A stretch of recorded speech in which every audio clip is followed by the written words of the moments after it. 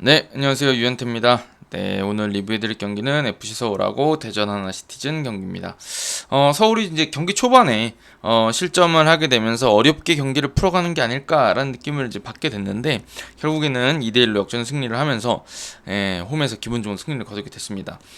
이제 대전은 오늘 전북이 이긴 바람에 최하위까지 떨어지게 됐는데요. 저는 뭐 대전은 사실은 먼저 골을 넣긴 했지만 여전히 좋은 경기라고 설명드리기는 어려운 경기력이 아니었나라는 생각이 들어요. 그래서 저는 개인적으로 대전에 찬스가 없었던 건 아니지만 그래도 이런 경기 90분 전체적으로 봤을 때 찬스를 만들어내는 숫자들을 봤을 때는 그래도 서울이 2대1로 승리할 만한 자격이 있지 않았나 이렇게 생각합니다. 대전 같은 경우는 워낙 성적이 안 좋고 상황이 어려워서 지금 이제 집중력을 발휘해서 한 골이라도 더 넣고 그 제한적인 기회를 살려야 되는 상황인데 그걸 살리지 못한 게 아쉬우시긴 하겠지만 그렇다 그래서 뭐 대전 서울보다 잘했는데 이거 경기 결과가 좀 불공평해 이렇게 말씀드리기에는 제가 보기엔 서울이 시종일관 주도했고 또 그 시종일관 주도하는 거에 걸맞게 많은 찬스들을 만들었기 때문에 서울 쪽에 조금 손을 들어줘야 되지 않을까라는 생각이 들었습니다. 그래서 제가 좀 조금 제목을 자극적으로 써놨는데 대전 얘기를 좀 드리고 그 다음에 서울 얘기를 조금 더 길게 드리도록 하겠습니다. 왜냐면 뭐 대전은 지난 라운드 전북하고 경기도 리뷰를 했었기 때문에 조금 간단하게 말씀드려도 될 것 같아요. 저는 대전은 지금 뭐 선수들을 많이 영입하면서 분위기를 바꾸고 있는 건 사실인 것 같습니다. 제 생각에는 시즌 초반 뭐 중반 지금 이제 중반이니까 시즌 초반 그러니까 이전에 선수들을 여름 이적 시장이 열리기 전에 비교해서 훨씬 더 어떤 활기가 돌고 있고 윤동 선수가 들어가면서 활기가 또 도는 경기들이 있고 하기 때문에 뭔가 꿈틀거리고는 있다라는 생각은 듭니다. 근데 이게 다들 아시겠지만 여기 있는 프로 선수들이 못 이기는 이유가 과연 이 팀이 정말 못하고 아무 능력이 없어서 그렇겠느냐라고 저는 이제 반문을 하고 싶긴 해요. 왜냐면 아니 상대들도 다 프로고 다 지금 생존 때문에 혹은 뭐 이제 본인들의 목표 때문에 열심히 하는 선수들이고 아시겠지만 이게 돈을 받으면서 하는 선수들이기 때문에 진짜 열심히 하거든요. 사실 결국에는 이렇게 치열한 세계에서는 잘해야 되는 것도 중요하다고 저는 생각해요. 열심히 하는 거 당연한 거고 잘하는 부분도 있어야 된다고 생각하는데 저는 개인적으로 대전이 팀적으로 선수들 개개인의 노력을 별개로 하고 팀적으로 잘하고 있느냐라 그러면 아직 그런 어떤 모습은 보여주지 못하고 있는 게 사실인 것 같습니다. 이번 경기도 보시면 알겠지만 몇 번 찬스가 있긴 했어요. 뭐 음라파 득점도 좋았고 또 후반전에 뭐 제 기억에 남는 거는 강윤성 선수 슈팅이라던가 이상민 슈팅이라던가 천성훈 선수 슈팅이라던가 몇 번 찬스가 있었습니다. 근데 이게 아시겠지만 축구라는 게 원래 다 골이 기회가 올 때마다 들어가는 스포츠가 아니잖아요. 그러니까 그렇게 치면 FC 서울도 오늘 전반전에 한 두세 개 날렸잖아요. 저기 뭐 코너킥에서 김주성 선수 헤딩이었나요? 강성진 선수한테 걸리고 그다음에 또 이제 그 다음에 밀어넣으려고 했던 것까지 이창근 선수한테 막혔던 장면들도 있고 이제 후반전에도 몇 차례 좋은 찬스들 기억나는 것 같고 전반전에 제 기억에 한 두세 골 정도 들어갈 만 했던 것 같아요. 근데 그런 것들을 생각해 보면 이거 뭐 이제 대전이 우리도 한 3골 넣을 거 있었어라고 하면은 서울도 야 우리 3골 더 넣을 수 있어. 그럼 결국 5대4로 경기가 끝났을 거란 얘기거든요. 그러니까 제가 드리고 싶은 말씀은 뭐냐면 이게 경기 내용이라는 게 결국엔 있다고 생각해요. 그러니까 하이라이트에 보여지는 그 하이라이트 제외하고 그거 외에 경기를 어떻게 운영하고 어떻게 이제 이걸 풀어갈 수 있느냐, 우리가 밀리고 있을 때 어떻게 또 상대를 괴롭힐 것이냐도 있지만 우리가 또 주도해야 되고 쫓아갈 때 어떻게 공격할 것이냐도 있다고 생각하거든요. 근데 그런 면에서 서울이 더 훨씬 능숙했던 경기가 아닌가라는 생각이 들고 대전 같은 경우는 대체로 찬스들이 거의 많은 찬스들이 크로스에서 옵니다. 크로스에서 오고 역습을 펼치는 형태, 상대 걸 끊어내서 아까 그 천성훈 선수에서 이상민 선수 넘어갔던 장면을 기억하는데 그런 장면들 그것들을 보시면 대체로 역습이 많죠. 근데 그 역습이 많다는 얘기는 사실은 수동적이라는 얘기이기 때문에 이게 본인들이 이제 상대가 수비적으로 내려섰을 때 아예 내려서 버렸을 때 이거 득점할 수 있느냐 이게 더 어려워지거든요 사실은. 그러니까 그런 수동적인 팀들은 상당히 어려운 경기를 할 수밖에 없는데 대전이 사실은 이번 경기에서 보여준 게 본인들이 리드를 했음에도 불구하고 내려설 때 확실히 못 내려서서 어떻게 보면 허점을 노출해서 두 골이나 줬고 그러니까 수비가 강하지 못해요. 근데 그럼에도 불구하고 그러면 공격이라도 잘했는데 공격도 안 되고 있다. 그래서 주변에 보통 크로스를 이용하는 공격들이 많다는 생각이 들고 개인적으로는 찬스들의 상당 부분이 또 FC 서울의 어떤 실수나 개인 기량의 아쉬움에서 좀 오는 부분이 있었거든요 사실. 그래서 그거를 고려했을 때 대전의 공격이 여전히 답답하다. 그래서 대전이 갈 길이 멀다. 이런 얘기를 드릴 수밖에 없는 경기가 아닌가라는 생각이 듭니다. 대전은. 저는 대전은 살아남으려고 그러면 뭔가 특단의 조치가 필요한데 이제 감독 경질 카드는 한번 썼기 때문에 쉽지가 않을 것 같고, 지금 황 감독님 체제에서 지금 공격 잘하고 있냐라고 하면 저는 전혀 아닌 것 같거든요, 사실.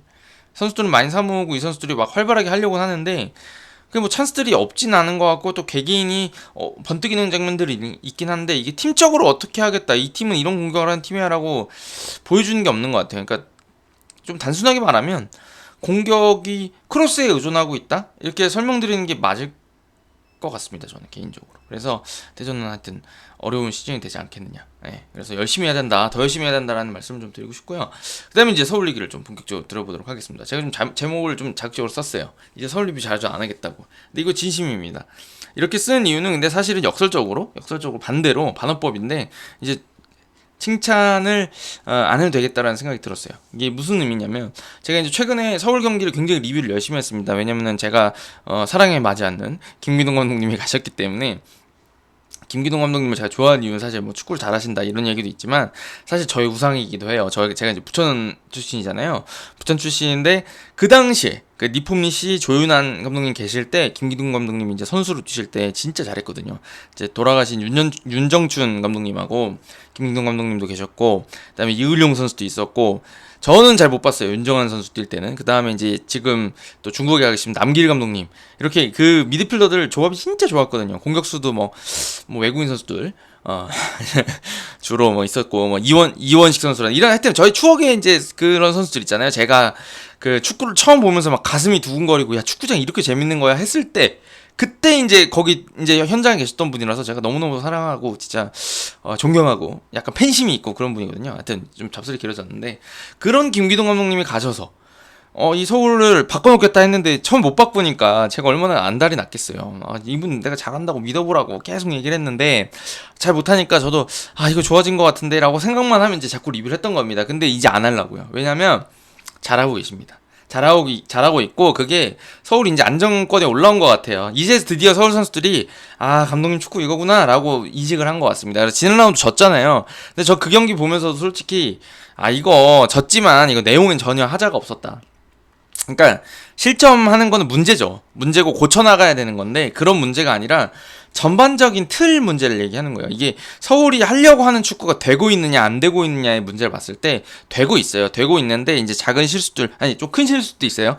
어찌됐든 실수들이 나오는 거라던가, 혹은 상대가 잘했던 거, 혹은 이제 개인 기량이 이제 본인들이 원하는 만큼 이 자리에 누군가가 좀 있었으면 좋겠는데 안 된다 라고 하는 점들이 섞이다 보면 이제 실점이 나올 수는 있습니다. 그리고 뭐 사실 지난 라운드 서진수 선수 슈팅 같은 경우는 그냥 뭐 제가 보기엔 그냥 먹을 수밖에 없는 기가 막히다라고 생각하는 그런 슈팅들이 나왔었거든요.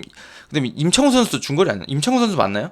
제가 지금 여러 경기 헷갈리는데, 어찌됐든 자꾸 이제 실점할 때 보면 이렇게 원더골을 먹으면 사실 뭐 중앙문에서 수비 못했다 이런 얘기 나오기도 하지만, 기본적으로 상대가 잘한 것도 인정해줘야 되거든요. 그러니까 제가 드리고 싶은 말씀은, 서울이 지는 경기들이 최근에 나왔고 나올 수도 있지만, 이제 더 이상 서울이 얘네 스타일이 뭔데, 얘네 축구 어떻게 하려는 건데, 얘네 대체 무슨 팀이야 라고 물어봤을 때 뭐 하는지 모르겠어, 얘네 이렇게 하려고 한 것 같은데 진짜 개판이야, 혹은 이렇게 하려고 하는데 잘 안 되는 것 같아, 이거 할 수 있는 거 맞아? 이렇게 물어볼 이유가 없는 것 같아요. 이제 김기동 감독님은 저런 축구 하는구나, 쟤네 저렇게 하지, 쟤네 저렇게 할 거야 라는 게 예측이 가능해졌다는 꼭 나쁜 의미가 아니라 안정권에 올라왔다는 얘기라고 생각합니다. 그래서 제가 이제는 서울 리뷰를 막 계속 드리면서 이건 좋아졌고요, 이건 좀 안 좋아졌고요, 이걸 고쳐야 되고요, 이렇게 하려는 것 같아요, 막 해설해 드릴 필요가 없어졌다는 얘기예요. 제가 드리고 싶은 말씀은, 그러니까 지난 6월부터 성적을 꾸준히 내기 시작하면서 지금 한 달 딱 지났잖아요. 한 달 정도 딱 지났는데 지금까지 서울의 경기력이 딱 안정이 됐고, 김기동 축구가 이제 나오기 시작했다. 그래서 굳이 리뷰 안 하고 이제 딴 팀을 제가 좀 관심을 가지고 파도 되지 않겠느냐 라는 생각이 드는 경기였습니다. 이번 경기를 보면서 다시 한번 확신했어요. 그래서 그런 얘기를 드리려고 잠깐 준비를 했는데, 사실은 제가 잡설이 좀 길었는데 바둑알은 잠깐 나오고 이제 정리하고 가도록 하겠습니다. 제가 이제 이렇게 그런 어떤 오늘 득점 장면에 대해서 막 설명드리진 않을 거고요. 제가 이제 서울이 바뀌었다라고 느끼는 전형적인 장면들을 한두 장면만 보여드리고 바둑알로 예시예요, 예시. 근데 오늘 많이 보셨을 거예요, 경기 중에. 경기를 90분 다 보신 분들. 그 얘기를 드리면서 뭐가 바뀌었는지 설명드리고, 제가 이제 리뷰를 그래서 안 한다 이렇게 말씀드리고, 안 하는 건 아니고 적게 하겠다 라는 말씀을 드리고 가도록 하겠습니다. 자, 한번 보겠습니다. 그러니까 제가 지금 이제 간단하게 말씀드리고 싶은 거는 제가 지난번 FC 서울 리뷰 드리면서 이제 서울의 선수들이 자꾸 여기 줄까 저기 줄까 해서 상대 선수들이 양자택일 혹은 뭐 이제 세 개 중에 하나, 답을 세 개 중에 하나를 찾아서 수비를 해야 되는 상황이 된다. 이런 얘기를 드렸었는데 오늘도 그게 전형적으로 많이 나왔어요. 일단 제가 제일 많이 드리고 싶은 말씀은 오늘 일류첸코한테 볼 투입될 때 보면 볼이 정말 잘 나오거든요. 근데 이게 어떤 느낌이냐면 일류첸코한테 투입된 다음에 예전에는 어떤 느낌이었냐면 일류첸코가 야! 일류첸코 네가 해줘! 해가지고 얘가 막 드리블을 해서 들어갔어요. 일류첸코가. 그죠?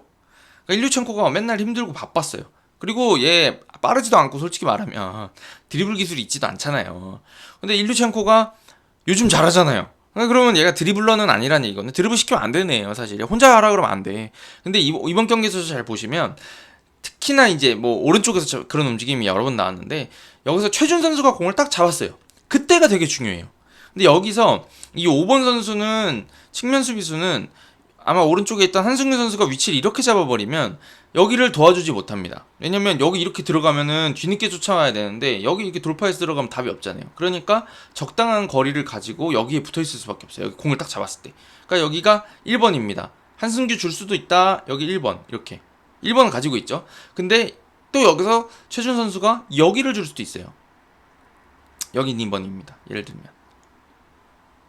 그리고 여기도 줄 수는 있는데 이거는 뭐 썩 좋아하는 상황은 아니죠. 왜냐면은 뒤로 가는 게 좋진 않아요. 뒤로 가면 뭐 전방 압박 당할 수도 있고 어차피 공격을 해야 되니까. 그러니까 이거는 뭐 0.5개로 칩시다. 그러니까 선택지의 가치로 봤을 때 1번하고 2번이 뭐 한 번의 패스의 가치가 있다면 0.5나 칩시다. 그러면 이제 여기에 투입됐을 때 이거는 제가 봤을 때 한 1.2 정도 주면 좋은 것 같아요. 여기도 1.2 줄까요? 아니 1. 하여튼 뭐 왜냐면 전진 패스니까 전진 패스고 중앙 쪽에 위협 쪽인데 투입하니까. 근데 이제 이게 또 어려운 이유가 뭐냐면 이렇게 투입할 때 이 선수는 여기를 바짝 따라 나옵니다. 오늘 안톤하고 일류첸코에서 싸웠잖아요. 그것처럼 여기 받으러 나올 때 여기는 센터백들이 묻어 나오면서 들이박는 경우들이 많아요. 근데 이제 여기에 그럼 왜 투입하냐? 그러니까 지금 제 말을 종합해 보시면 일류첸코한테 여기 투입되면 압박도 엄청 심하게 들어오고 얘 드리블 못 한다며. 근데 여기 왜 줘요? 근데 제가 이거 왜 1.2라 그래요? 이거는 전략적 요충지예요. 여기가 일류첸코가 공을 받으면 일류첸코한테 딱 공이 딱 잡히면 여기 있는 선수들의 반응이 어떻게 될까요? 아까 방금 전까지는 이 선수도 여기 8번 선수 견제하고 있었고 이 9번 선수도 8번 견제했을 가능성이 꽤 있죠. 쫓아가야 될 수도 있잖아요. 여기 한 명 더 들어와야 되네. 요렇게 잡고 있다 그러면 이 8번한테 이 두 선수가 견제할까 말까 이렇게 하고 있는 상황일 거고 여기는 5번 선수도 11번은 견제를 해야 될 텐데 경상하니까 지울게요. 자, 여기 9번한테 투입되면 어떻게 되겠어요? 얘는 바짝 달라붙겠죠. 얘는요? 얘 여기 붙어 있나요? 그러면은 이렇게 돌아서 가면 어떡해? 그러면은 얘는 등은 잘 지니까 일류첸코가 밀고 들어가면 이렇게 골체 빠지니까 보통 이럴 때는 여기를 이렇게 좁힌다고요. 그죠? 그리고 여기도 마찬가지로 여기서 얘가 이렇게 나와서 뭐 얘가 이렇게 움직이고 패스가 이렇게 들어가면 안 되니까. 예. 그러니까 이게 기본적으로 이렇게 들어오면 약간씩은 여기 좁혀지게 됩니다. 사실. 그죠? 그렇게 되면 이제 다른 쪽에 말씀드렸던 것처럼 다른 쪽에 열릴 가능성이 넓어지는 거죠. 그러니까 안 오면은 일류첸코가 혼자 할 수 있는 범위가 넓어지고요. 여기를 붙으면 주변한테 열어질 가능성이 크거든요. 근데 그러면 이게 왜 여지까지 서울에서는 여기 일류첸코 공조도 잘 안 됐냐라고 하면 주변에 반응이 늦어요. 그러면 어떻게 되냐면 여기서 이 선수들이 주변에 있는 이 선수들이 움직임이 빠르게 좋은 위치로 빨리빨리 접근을 해줘야지 여기서 이제 아까 말씀드렸던 것처럼 여기 넓어진 공간 아까보다 넓어진 이 공간 혹은 여기 있는 이 패스길 이런 것들을 많이 빨리빨리 접근을 해줘야지 이용할 수가 있게 되는데 이거를 한 0.12초만 늦게 반응을 하기 시작하면 얘를 이렇게 둘러싸버리면 어떻게 돼요? 예를 들면 그러니까 극단적인 예예요. 그러면은 얘는 그냥 죽은 사람이 돼요. 여기가 다 빈 공간이 되더라도 공이 여기서 못 빠져 지금 이 동그라미 안에서 빠져나오지를 못하니까 아무 의미가 없어진다고요. 그죠? 그러니까 이게 제가 말씀드리고 싶은 거는 이 바깥쪽에서 본인들이 위치를 포지셔닝을 통해 가지고 이 10번, 9번 여기 하얀색 5번, 9번, 10번 요 세 명이 혹은 4번은 뭐 맨투맨이니까 그렇다 치고 이 9번한테 붙지 못하게 하기 위해서 적절한 위치를 잡아줘야 돼요. 이렇게 넓게 벌려서서. 근데 이 선수가 여기 딱 투입이 됐을 때는 이렇게 그대로 있으면 이 선수가 패스 길이가 길어지고 움직임이 없으니까 패스 찌르기가 힘들어지니까 얘가 고립된다고요. 그럼 이 문제를 해결하기 위해서 뭐가 중요하냐면 이 선수한테 투입된 다음에 원터치나 투터치 정도 타이밍에 빠르게 접근해 주거나 혹은 여기로 침투해 주면 패스가 나간다는 얘기예요. 얘네가 미처 다 붙기 전에. 그렇지만 얘네들한테는 공간이 생기기 시작할 쯤에 움직이면, 그 공간이 어디 찾았는지를 인지해서 움직이면 이제는 이 아까 말했던 공간을 얘한테 투입해서 공간을 좁힐 수밖에 없게 만들어 놓고, 본인들은 이 좁혀진 공간 외에서 벌어진 공간을 넓게 쓸 수 있다는 얘기거든요. 그래서 제가 아까 설명드리겠다고 했던 점이 뭐냐면, 여기서 최준이 예를 들면은 일류첸코인데 투입하면 그 다음에 류제문이나 여기서 움직이는 이승모한테 원터치 내지 투터치 계속 나가는 거예요. 여기 투입했다가 여기 다시 봤습니다. 그러면 이 선수들이 어떻게 돼요? 여기 모였다가 다시 나와야 돼요. 그러니까 뛰어야 돼. 그럼 여기 다시 줘버리는 거죠. 예를 들면. 그러니까 여기를 계속 들고 나니까, 여기가 전력적 요충지라고 그랬잖아요. 골대랑 제일 가까이 있는 선수가 공을 자꾸 받는 게 얼마나 신경 쓰이겠어요. 뒤에 있는 권한규 선수가 공 10번 잡는 것보다 일류첸코가 공 한두 번 잡는 게 더 신경 쓰인다고요. 근데 이거를 계속 잡을 수 있게 밀어 넣으면서 여기 투입됐을 때는 한승규가 접근을 해주든, 혹은 여기 있는 이승모가 접근해주든, 류재문이 접근해주든, 혹은 링가드가 접근해주든, 혹은 여기 투입됐을 때 그냥 한승규가 미련 없이 앞으로 뛸 수도 있는 거예요. 그래서 여기 이렇게 투입한 다음에 이쪽 돌아뛰면서 여기 가려고 그러니까 여기 돌아뛰면서 여기다 원터치 내주면 이거 그냥 통째로 먹는 거죠. 근데 여기서 또 파생되는 게 뭐냐면, 아까도 한번 나왔는데, 여기서 류첸코 공 받으러 나오니까 그 아까 저기 이명철 해설하고 소준일 캐스터도 이야기하던데, 여기서 류첸코가 받아주러 딱 내려오니까 따라붙죠. 그러니까 공간 어디 열려요? 지금 이 4번 빠져나온 이 공간 열리죠. 그러니까 링가드가 여기 침투해버렸잖아요. 그러니까 이 9번 선수가 움직이는 거 옆에서 주변에 있는 동료들이 움직이니까 볼이 잘 돈다고요. 그래서 이것 때문에 지금 최근에 그 서울의 공격이 술술 풀리는 겁니다. 그러니까 그래서 한 명한테 투입할 때 거기서 다른 주변에 있는 선수들이 어디를 찾아서 어떻게 공간을 먹을 것이냐, 그걸 정확히 인식하고 있다. 그게 굉장히 중요한 포인트인 것 같고, 이제 본궤도에 올랐다 라는 생각이 듭니다. 그리고 이제 여기 하나 더 제가 몇 가지만 말씀드리고 간다 그랬잖아요. 이게 두 번째 얘기인데, 최근에 이 전북이란다. 서울의 선수들이 그 공격 전개를 보시면 터치 수가 현저히 줄어들었어요. 그거는 제가 말씀드렸던 것처럼 여기 있는 선수들, 주변에 있는 공을 한 명이 잡았을 때 주변에 있는 선수들이 어떻게 움직이느냐, 그게 정말 중요하고 지금 공간을 잘 찾아먹고 있다 그랬잖아요. 그런 것들을 알기 때문에 선수들이 공 터치할 필요가 없는 거예요. 왜냐면 본인이 공 잡아놓으면 상대 수비가 들어와서 발 들어오거든요. 태클이 들어오거든요. 근데 그럴 때 붙으려고 할 때 그냥 옆에 줘버리는 거예요. 옆에 계속 줘버려요. 원터치나 투터치. 그냥 간단하게 툭툭 줘버리니까 다음부터 어떻게 되냐면, 보세요. 예를 들면 여기서 여기 주는데 얘가 여기를 붙으려고 왔어요. 왔는데 이거를 여기 줘버려요. 혹은 여기 줘버렸는데 이 선수가 주변에서 움직이니까 이렇게 접근해 주는 거예요. 그러니까 이거 들어오니까 이거 원터치 리턴 바로 내주면, 이 선수는 지금 여기 지키고 있었으면 이 선수도 수비할 수 있는데 여기 붙은 바람에 지금 이 선수가 드리블 쳐서 올라간단 말이에요. 예를 들어서. 그럼 그 다음부터 이 선수가 올라올까요? 안 올라오겠죠. 그러면 이 선수들이 다 판단을 하는 거예요. 주고받는 거 몇 번, 혹은 원터치 패스 몇 번을 하면 다음부터는 이 6번 선수가 8번한테 줄 때 안 붙어버려요. 그럼 어떻게 하냐면 여기 이땐 잡아요. 그러면 이 선수가 어떻게 하겠어요? 이 선수가 딱 공 전방에 잡아놓고 스루 패스하는 데다가 이제 공간 확보만 되면 자꾸 이승모 선수 같은 선수가 한두 번씩 뒤로 넘겨주잖아요. 혹은 여기서 막 반대로 찌르고 이런 패스하니까 그 다음부터는 이 선수가 어떻게 해요? 잡아서 돌았네? 붙죠? 그러면 이 다음에도 또 이제 열리는 게 뭐냐면 이때 나가면 돼요. 그럼 또 패스 타이밍을 바꿔서. 그럼 여기 붙었을 때는 원터치로 나가서 이 선수가 6번 여기서 잡았는데, 다음에 이 8번 선수가 공을 잡아놓고 돌았는데 이 선수가 안 딸려 나왔다. 그렇게 있어서 이렇게 위치가 돼서 막은 것처럼 보였는데 전방 패스할 것 같으니까 뒤늦게 붙는다. 그러면 이 선수가 가요. 그럼 여기 줘버려요. 그러면 뭐냐면 결론적으로 똑같아요. 그러니까 이게 서울의 찬스들을 만들어내는 방식이, 지금 원터치 줄까, 투터치 줄까, 쓰리터치 줄까를 주변 선수들이 움직임을 통해 가지고 계속 베리에이션을 주는 거예요. 그래서 결론은 똑같아요. 이승모가 뭐 예를 들면은 이승모가 류제문 주고 류제문이 리턴 줘서 이승모가 받았어. 이건 똑같아. 근데 그 과정이 달라요. 이승모가 줬는데 상대가 안 붙으면 류제문이 잡아놓고 한번 쳐놓고 3터치 줘버려요. 근데 붙었어요. 그럼 원터치 해줘버려요. 혹은 조금 애매하게 붙어요. 그러면 잡아놓고 2터치 해줘버려요. 근데 아예 안 붙고 붙지도 않고 뭐 아예 내버려도 드리블 치고 올라가요. 그러니까 이런 게 계속 이 두 선수만의 관계에서도 다른 선택지가 계속 나오니까 수비들이 짜증나죠.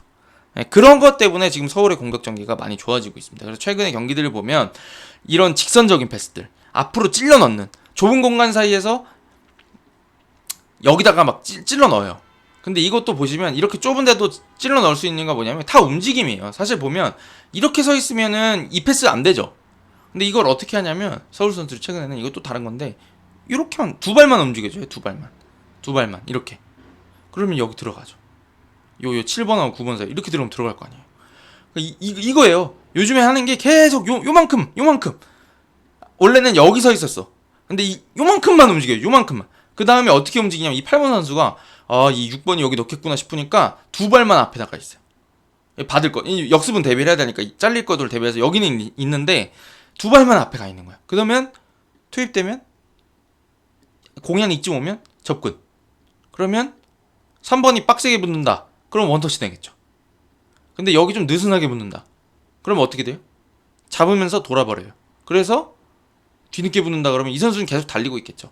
그러면 앞에 돌아놓고 옆에 툭 내주면 이 선수한테 찬스가 난다고. 예를 들면이지만 최근에 서울의 공격 전개는 이렇게 주변을 활용하고 주변 움직임에 따라서 이거를 내가 어떻게 할지를 판단하는 것. 판단력이 좋아지면서 공격 전개가 좋아지고 있다. 제 말 맞지 않나요? 네, 저는 이렇게 생각해요. 근데 이게 김기동 감독님이 굉장히 이제 포항에서도 잘했던 거고 현역 시절에도 워낙 영리한 선수였기 때문에 이런 플레이를 잘하셨거든요. 네, 그러니까 요게 지금 서울에서 제대로 묻어나고 있다. 그래서 이제 리뷰 안 할 겁니다. 덜 할 겁니다. 그래도 될 것 같아요. 네, 그런 말씀 드리고요. 잘합니다. 이제 서울은 너무 안정적이고 지는 경기에서도 똑같이 해요. 그거는 이 팀은 이제 어느 정도 궤도에 올랐다 이렇게 설명을 드릴 수 있을 것 같습니다. 자, 그리고 이제 마지막으로 한 가지만 조금 아쉬운 말씀 좀 드리고 가면 저는 권한규 선수가 좀 아쉽습니다. 제가 여러 번 말씀드렸지만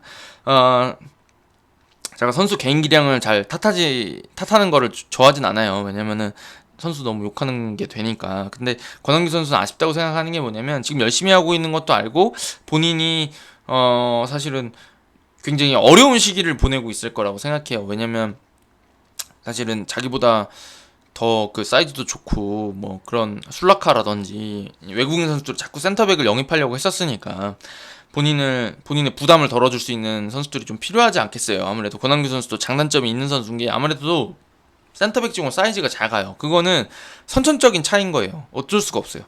190짜리 센터백하고 180 초반 센터백하고 높이나 힘이 차이 날 수밖에 없어요. 특히나 뭐 권한규 선수가 아주 막 신체적으로 떡대가 그 골격이 타고난 선수는 아니잖아요. 예를 들어 김민재처럼 그런 선수다 보니까 아무래도 사이즈에 약점이 있어요. 그런 상황에서 이 선수가 지금 제 생각에는 뭐 작고 빠른 유형의 공격수들을 쓰는 팀 상대로는 괜찮을 것 같고 또 풀백도 더 쓸 수 있기 때문에 뭐 안 될 때 이제 베닝 3백을 쓴다거나 혹은 측면에서 안정적 경기를 할 때 풀백도 써줄 수 있는 선수고 전술적인 가치가 충분히 있는 선수입니다. 센터백도 지금도 이제 그 걸레짝 수비를 상당히 열심히 잘해주고 있는 거 맞습니다. 근데 이제 아쉽게 생각하는 거는 아무래도 이 사이즈가 작아서 선천적으로 이 본인보다 큰 선수, 압도적으로 큰 선수들한테 약한 모습을 많이 보여줘요. 근데 그게 지금 저는 서울이 이번 여름에 지금 놀고 있으면 안 돼요. 지금 김기동 감독님 잘한다고 제가 막 잘하고 있다고 하잖아요. 그렇다 그래가지고 놀면 안 돼요. 프론트는 가서 큰 애 사와야 돼. 큰 애. 사이즈 큰 센터백을 무조건 외국인을 하나 사오든 국내에 있는 선수들 중에 괜찮은 선수 사오든 사와야 돼요. 그래야지 서울이 실점을 줄일 수가 있습니다. 오늘 그러니까 저는 권한규 선수가 로테이션 멤버로는 충분하다고 생각하는데 대전처럼 그냥 막 크로스 올리고 사이즈 큰 공격수들 선호한 팀 상대로는 좀 쉬어야 된다고 생각해요. 왜냐면 오늘 첫 골 보시면 권한규 선수 3cm만 컸으면 머리 닿았을 거예요. 음라파한테 안 가요 그거. 그렇지 않아요? 권한규 선수 머리를 살짝 지나갑니다. 근데 그게 뭐 잘 올린 걸 수도 있죠. 핀포인트로 잘 올린 걸 수도 있는데 사이즈가 조금 더 컸더라면 잡았을 수 있다. 권한규 선수 반응도 나쁘지 않았어요. 그 장면에서는 사실 잘릴 수도 있었는데 이 키가 넘는 걸 어떡해. 근데 뒤에 있는 놈은 거의 2m 가깝잖아요. 음라파는. 그러니까 머리 닿죠 그냥. 그러니까 그 사이즈의 차이가 거기서 나왔다. 그 다음에 제일 위험했던 천성훈 골대 장면. 그 장면 보시면 권한규 선수가 천성훈 만나라고 아주 힘들어요. 천성훈 선수가 막 몸으로 비비고 들어가니까 야 이게 감당을 못하는 게 딱 보입니다. 예. 그러니까 놀면 안 돼요. 서울 프론트 선생님들. 예. 빨리 가서 센터백 찾으셔야 돼요. 김진규 강원실장님 빨리 찾아보셔야 돼요. 전력 강원실장님 가서 빨리 찾아오셔야 됩니다. 제가 봤을 때는 권한규 선수의 부담을 좀 줄여줘야 된다. 라는 생각이 듭니다. 그럼 이제 뭐 박성훈 쓰면 되지 않냐 이렇게 말씀하실 수도 있는데 아시잖아요. 그 수비는 정말 그 어떤 노련미라던가 안정감이라는 게 더 중요하고 그런 게 있기 때문에 제 생각에는 김기동 감독님 판단이 아직은 조금 권한규 선수 사이즈 작은 거 분명 알고 계실 텐데 그래도 그 어린 박성호 선수보다 권한규 선수가 낫다 이렇게 생각을 하시는 것 같은데 이게 이제 서울이 좀 더 올라가고 싶다 그러면 그래도 좀 중요한 자리니까 조금 하나 채워주시면 더 좋을 것 같다는 생각이 듭니다. 네, 제가 이제 얘기를 하다 보니까 한 15분 하고 갈 줄 알았는데 25분이 됐네요. 가보도록 하겠습니다. 네, 다음 주에 저기 주말에 또 다른 경기 리뷰 가지고 올게요. 네, 일단 서울 팬들 축하드리고요. 오늘 이 피릭 세레머니까지 보면서 굉장히 뜨거운 경기장이었던 것 같습니다. 네, 홈 경기 많이 가주시고 네, 역시 축구는 경기장이 짱입니다.